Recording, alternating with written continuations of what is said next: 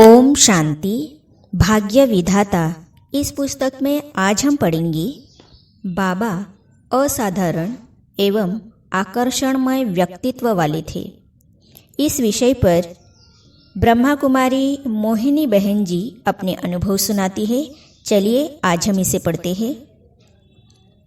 मधुबन की ब्रह्मा कुमारी मोहिनी बहन जी कहती है कि पहले पहले ये ब्रह्मा कुमारी बहनें जो सेवा के लिए बाहर निकली थी, कहती थी कि 7 दिन में भगवान के दर्शन कर लो। यह सुनकर मुझे भी जिज्ञासा जागी कि देख लेते हैं कि 7 दिन में भगवान के दर्शन कैसे होते हैं, वो कैसा भगवान है, हम भी देख ले। मैं सेंटर पर गई। मैं समझी थी कोई सन्यासी महात्मा होंगे, लेकिन देखा तो सफ़ेद वस्त्रों वाली बहनें थीं। मुझे देखकर एक बहन ने पूछा कि कैसे आना हुआ। मैंने कहा बोर्ड पर लिखा था कि 7 दिन में भगवान का दर्शन। तो मैंने सोचा कि देख ले 7 दिन में कैसे भगवान के दर्शन होते हैं। मुझे जाना था और कहीं, परंतु आश्रम पर गई थी थोड़ा टाइम पास करने। उन्होंने पूछा कि क्या गीता पढ़ी है। मैंने कहा मैंने न तो गीता पढ़ी है न रामायण। मैं तो स्कूल में पढ़ रही हूँ, स्कूल की किताबें पढ़ रही हूँ और कुछ पढ़ी नहीं हूँ। फिर पूछा आपके घर में कोई भक्ति करते हैं। मैंने कहा मेरा बाप शिव की भक्ति करता है, मेरी माँ अम्बा की भक्ति करती है, मेरी दादी राधा कृष्ण की भक्ति करती है। मैंने उन बहनों से पूछा हमारे घर में इतने सब की भक्ति होती है, लेकिन भगवान कौन है। वो हंसने लगी और कहा कोई बात नहीं, यहाँ आपको भगवान कौन है यह पता पड़ जाएगा। बच्ची तुमको लेने के लिए आया हूँ, चलो वापस घर जाना है। इस ज्ञान मार्ग में कोई का ज्ञान से जन्म होता है, कोई का योग से जन्म होता है। मेरा जन्म दिव्य दृष्टि से हुआ। पहले दिन ही मुझे साक्षात्कार हुआ। लौकिक में हमारे घर में अरविंद आश्रम जाते थे, वहाँ का योग घर में करते थे, मैं भी करती थी। मुझे कहा गया था कि आंखें बंद करके योग लगाना है। अरविंद जी तुमको एरोप्लेन में सैर कराएंगे, आदि आदि। रोज़ मैं वैसे ही करती थी, लेकिन मेरी कोई सैर हुई नहीं थी। सबके साथ बैठ जाती थी। इस आश्रम पर भी मैं पालथी मारकर आंखें बंद कर बैठ गई। फिर बहन जी ने कहा ऐसे नहीं, आंखें खोलकर बैठना है। मैं जो कहूँगी उसको मन में कहना है। वे जैसे कहते थे वैसे मैं मन में संकल्प करती रही, लेकिन उतने में मुझे लगा कि कोई मुझे खींच रहा है। मैं सिर हिलाकर इधर उधर देखने लगी, कुछ नहीं दिखाई पड़ा। फिर मैं मन में कहने लगी मैं आत्मा हूँ। उतने में मैं गुम हो गई। फिर जिस दुर्गा अम्बा की मेरी माँ पूजा करती थी वो सामने दिखाई पड़ी। वो मेरे से कहने लगी तुम यहाँ आओ, तुमको ले जाने के लिए मैं आई हूँ। मैंने कहा मैं अभी जाना नहीं चाहती हूँ। उसके बाद एक बूढ़ा बाबा आ गया। उसने भी कहा बच्ची तुमको लेने के लिए आया हूँ, चलो वापस घर जाना है। फरिश्ते जैसे उस बूढ़े को देख मुझे आकर्षण तो हुआ, पर मैं कहती थी कि अभी नहीं जाना चाहती हूँ, अभी मुझे नहीं जाना है, अभी मरना नहीं चाहती हूँ। मेरी माँ रोएगी। माँ का मेरे से बहुत मोह था। ऐसे कहते कहते मैं खो गई। बाद में नीचे उतर आई। मुझे आश्चर्य होने लगा कि मैं कहाँ गई थी, अभी कहाँ हूँ। उतने में सामने मम्मा का चित्र दिखा। मैंने बहन जी से पूछा यह कौन है। उन्होंने कहा ये हमारी मम्मा है। मैंने कहा ये आपकी मम्मा कैसे हो सकती है, इसको तो मैंने अम्बा के रूप में ऊपर देखा था। फिर पास में ही बाबा का चित्र था। मैंने पूछा, ये कौन है? ये हमारे बाबा है। मैंने कहा, इन दोनों को मैंने ऊपर देखा था, यहाँ कैसे आ गए? उन्होंने कहा, आज पहला दिन है, आप धीरे धीरे सारी बातें समझ जाओगी। मैं कुछ घबरा गई थी। मैंने कहा, ठीक है, चलो कल आएंगे। ऐसा कहकर वहाँ से चली गई। घर जाकर माँ से ये बातें कही तो उन्होंने कहा, तुम वैसी जगह पर नहीं जाना, वो लोग तो जादू कर देते हैं। ठीक है, आगे नहीं जाऊंगी, ऐसे कहकर सो गई। फिर सुबह 4 बजे कोई आकर हिलाने लगे और कहने लगे कि उठो, यही समय है, वहाँ चलो, तुम्हें मैं लेने आया हूँ। मैं कहती थी, मुझे नहीं जाना है, मुझे नहीं मरना है। रोज़ मुझे यही होता रहा।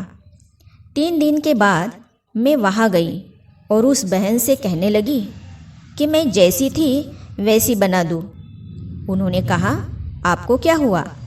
मैंने कहा, रोज़ ऐसा होता है, कोई कहता है मैं तुम्हें लेने आया हूँ, चलो, मैं जाना नहीं चाहती हूँ। उन्होंने कहा, यह भगवान की कृपा है तुम्हारे ऊपर। मैंने कहा, यह कैसी कृपा है? रोज़ मैं 8 बजे उठने वाली, सुबह 4 बजे आकर मुझे उठाना, मेरी नींद फिटाना, यह कौन सी कृपा है?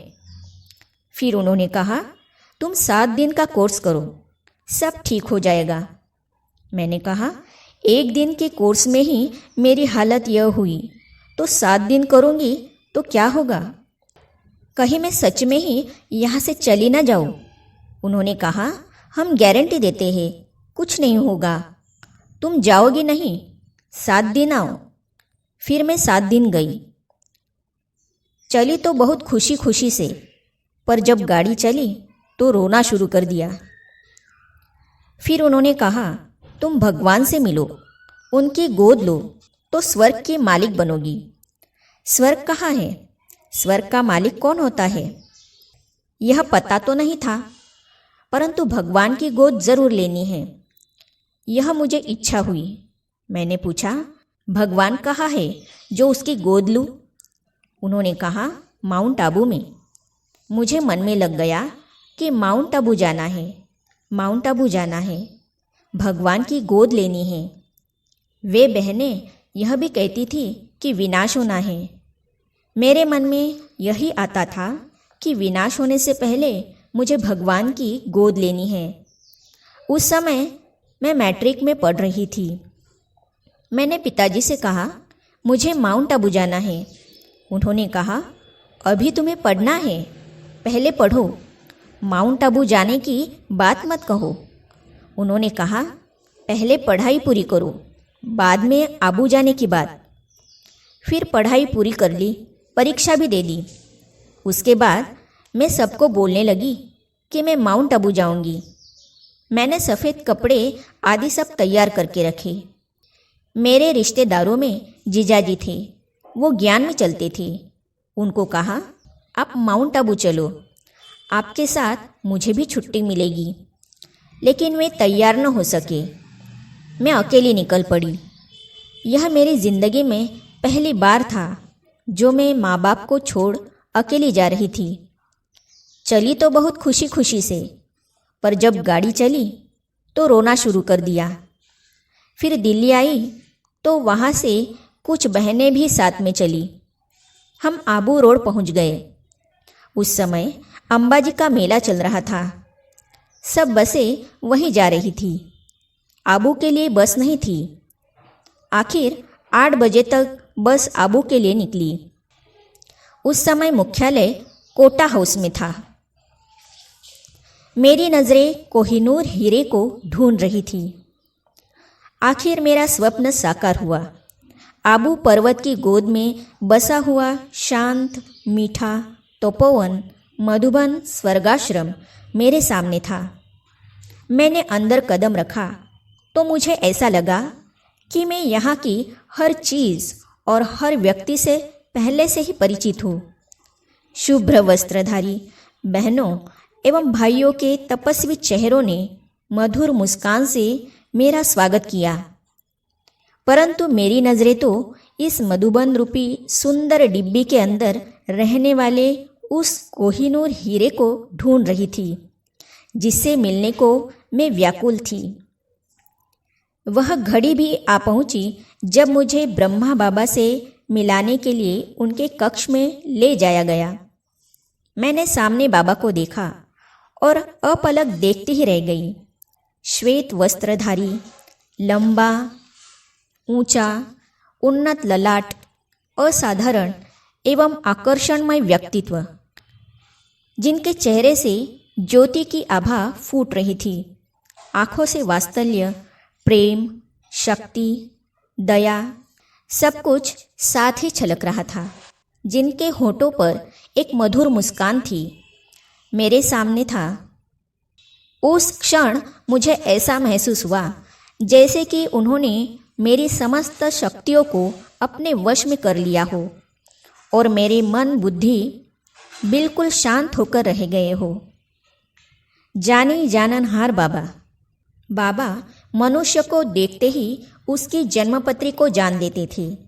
मुझे याद है कि एक पार्टी जब मधुबन से बाबा का लाड़ प्यार दुलार लेकर और ज्ञान रत्नों से भरपूर होकर वापस जाने के लिए विदाई ले रही थी, तो सबके नयन गीले थे और वे सभी एक अद्भुत चुंबकीय शक्ति से खींचे खड़े थे। दिल की पीर अर्थात पीड़ा नयन से नीर अर्थात पानी बनकर बह रही थी। बाबा बच्चों को सांत्वना दे रहे थे। बच्चे, तुम तो सर्विस पर जा रहे हो, पंडा बनकर वापस आना। उस पार्टी में एक विदेशी भाई मिस्टर डॉन भी था। बाबा ने उसे 2 बार कहा, मुझे याद रखना, मैं तुम्हें अब धर्मराजपुरी में मिलूँगा। मैंने बाबा से पूछ लिया कि बाबा, आप इस बेचारे को ऐसा क्यों कहते हैं? इसको भी कह दीजिए ना कि तुम्हें जल्दी यहाँ बुलाऊंगा। परंतु बाबा को तो उसकी जन्मपत्री का पता था। कुछ समय के बाद मुझे पता चला कि उस भाई डॉन का देहांत हो गया है। तब वे वचन मुझे याद आने लगे। उस दिन से यह बात मेरी बुद्धि में अच्छी तरह से बैठ गई कि बाबा के महावाक्य पत्थर पर लकीर है, जो कभी निष्फल नहीं जाते। बाबा के चरित्र रमणीक भी थे और शिक्षाप्रद भी। बाबा का हर एक कर्म हम बच्चों के लिए आदर्श था। आज भी मुझे बहुत सी समस्याओं का हल बाबा के चरित्रों के स्मरण से ही प्राप्त हो जाता है कि ऐसी हालत में बाबा ने क्या किया था। आगे हम पढ़ेंगे जीवन को दिव्य बनाने वाले साकार पिता। इस विषय पर चंडीगढ़ की ब्रह्मा कुमारी अचल बहन जी अपने अनुभव सुनाती है, तो इसे हम पढ़ेंगे अगली कड़ी में। तो ये जानने और पढ़ने के लिए इस चैनल को सब्सक्राइब करने के साथ ही साइड में जो बेल आइकॉन है उसे भी क्लिक कीजिए, ताकि आने वाली सभी वीडियो और अब तक की सारी वीडियो आप तक पहुंचती रहेगी। ओम शांति।